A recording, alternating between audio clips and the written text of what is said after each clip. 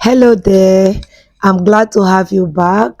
Thank you for joining me today. I am going to make this turban not because I do not have a project on this on the channel already. I have videos on this thing on the channel already, but I find out that a lot of people still have questions concerning this thing, and not like a joke. I know that sometimes the finishing of this work poses some kind of challenges. So I have a easier method that I feel I should let my people know. So right away, we are working with sequence. You can see the sequence. I have foam, and then I have a second material. This material, they call it over here in Delta State, they call it yori. I don't really know what they call it in other places, but it's just a reflective material. It's stretchy. All right. So by implication, any stretchy material can do it, or even if it's not stretchy, it can do it. Okay. So the measurement for my foam is, the length is 36 inches, quite long, abi. Yeah, it's good, it's long, so that you can step it down enough at the back. So we use 36 by 3, 36 by 3 inches. All right. So the wideness of the foam is 3 inches, while the length is 36 inches. All right. So the next thing I would do is I'm going to create a pleat, but very big pleat. Just the normal way you create pleat. You fold, you top stitch, you fold, you top stitch. But for this one, we're just going to have two folds, two, finish, just like this. But we just have to make sure that the fold that we have is big enough to contain the foam. I said the pleat we are going to create, the folding should be big enough to contain the foam. So we'll go and stitch. And then I cut out yori fabric to cover the foam. Then I also cut out yori to make the base. So you see, the yori has a part that is stretchy and another part that is not stretchy. We are going to be using the non-stretchy part for the base. You have to be tying the base and all of that. So if you use the stretchy part, it's not going to be okay. Yeah. So I'm done creating the base. So you can see it's not a stretchy base. I already attached the handle, and then I wrap the foam round. All right. I wrap it round with the yori fabric, so that one is going to act as a lining for the sequence, because you cannot just place the sequence on the foam, then the foam will be transparent for everyone to see. So you need to like line it. Yeah, give it a lining, so that when the sequence rests on it, the foam will become invisible. So already I fixed one of the foam, this one. So I'm just going to show you how to fix it on the pleated part. All right. So we also have a part that is left to attach it to the base. That's the part I just showed you. And then this is the next pleated part that we are going to be fixing the foam into. All right. And one other thing about your foam is that if you do not line it up, by the time you try to fix it, assuming this material is not a transparent material, if you don't line it and you try to fix it, the foam will begin to break. So no matter the type of material you are going to use, it is necessary that you line the foam. Very important. So now we have fixed it for the two pleats. So you see, we don't have to use the old method of having to detach the pleat. All right. We are not detaching, we are not sewing it on it separately. We just create a pleat, pass the foam through it. So this extra part you see me touching is the part we are going to be using to sew it to the base. Okay. So now we also need another lining to cover the inside. Remember, this is a sequence, and if you do not cover the inside, of course it's going to be transparent. That's number one. And then number two is going to be uncomfortable on the hair, to be hooking to your client's hair or even to your own hair.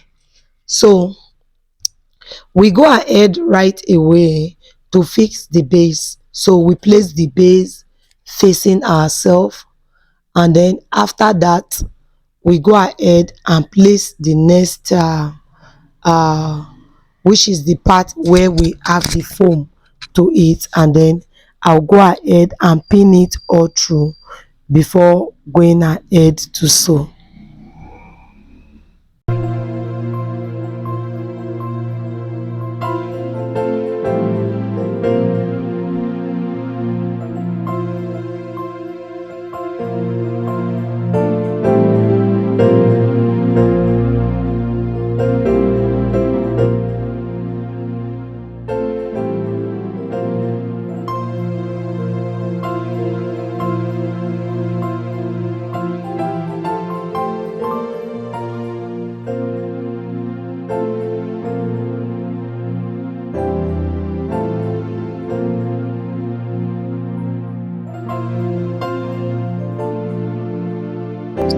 So guys, what I did was to take it to the sewing machine and I sewed only the back. So I'm just going to cut for you to see where I sew.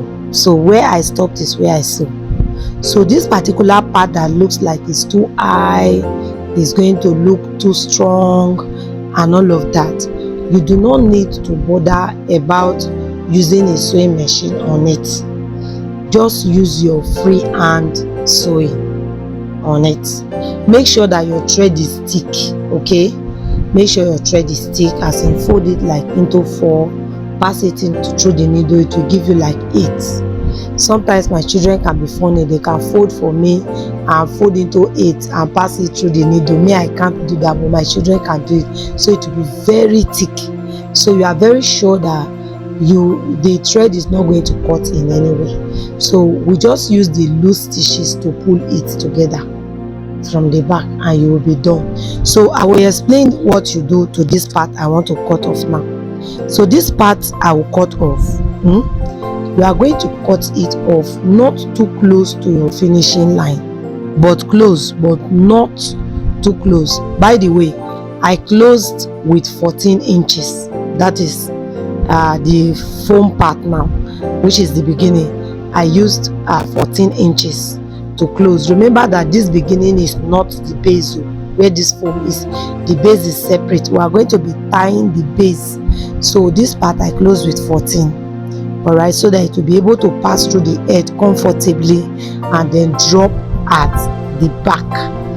Okay, so now this part I am cutting, I'm not going to cut it too close. I'm going to do it in a way you can see that we still have material there. So you will pull out the foam and cut it. Pull it out, cut. Pull it out, cut. Pull it out, cut. So by the time you are done with that, you will be left with just the material on that edge, so it will not be heavy for your interlock machine, that is your weaving machine, so that you can now weave it and close, and there will be no sign of the foam showing at all. So you can see that back, you can see no line is showing. So why will you be worrying yourself that you must use sewing machine? It's just perfect like this. See, nothing is showing. It's very neat. So you pull it together and then you tack it down and you are done. Don't forget to weave. Don't leave foam like this. I'm leaving it like this because it's a training. Do not leave your foam like this. It's not a neat work for any client. So remember, I said cut off the foam, it will remain just the material. Then you weave. When you weave, it is going to be closed and there will be no trace of the foam at all, and you are done. So just look at the outcome, look at the finishing. All right, so it's perfect, isn't it? I believe that this style is going to help you. I mean, this method is going to help you, because either you like it or not, this style is trending and it's not going to stop trending now. is still trending because it's very comfortable for our big aunties with big auntie vibes, you know. They wear it on their bubu, those kaftan, native or English, and it's perfect. So that's why this style will continue to trend. So you have to know how to do it and do it well. You can see the back finishing, the front finishing, every part of this finishing is perfect. Okay, so let me just steal out time to welcome those persons that just discovered Creative Ends International for the first time. If today is the first time you are discovering us, thank you so much for choosing to stop by our channel and watch our content. All right, so this on this particular platform, what I do is train on all forms of headwear. That's why you see auto gele on our channel, you see turban, you see art, you see fascinators, because everything that has to do with the head is our business. So our business here is head fashion. You know, fashion is in different parts of the body, your leg, your hand, your ear, your eye, every part of human body has fashion. So we are specialists in head fashion. All right, so whatever has to do with the head looking outstanding and wonderful is our business here. If you are intending to go into this business, please stick with us on this channel. We give you the raw information. We don't hide anything from our community. The community of Creative Ends are creative people. I give you the raw information. You can, from this channel, start your own business without having to go to any other place to learn. All right, so go ahead and subscribe to this channel. I just encourage you to do that.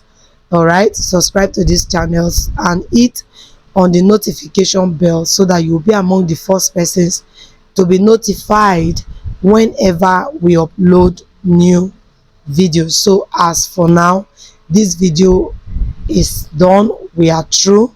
All right, so you can see my arrangement and you can see my finishing. It's perfect, isn't it? Nothing missing, nothing broken. All right, thank you very much. I'll see you in my next video. Love you all. Stay safe.